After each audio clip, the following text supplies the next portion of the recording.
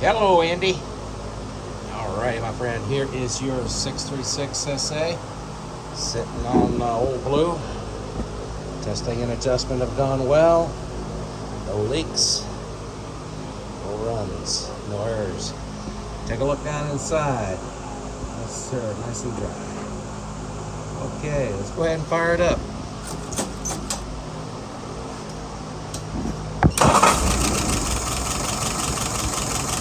That's what I like to see.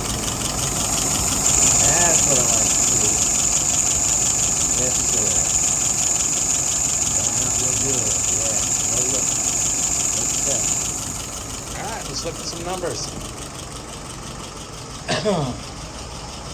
Idle RPM currently about 620.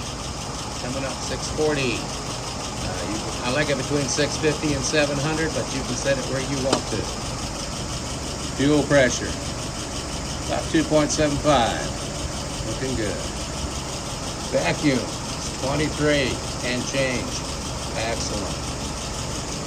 And there's my dwell at 41 and a half. Proper dwell is 42 plus or minus 1. All right, let's pull her on through and see what she does.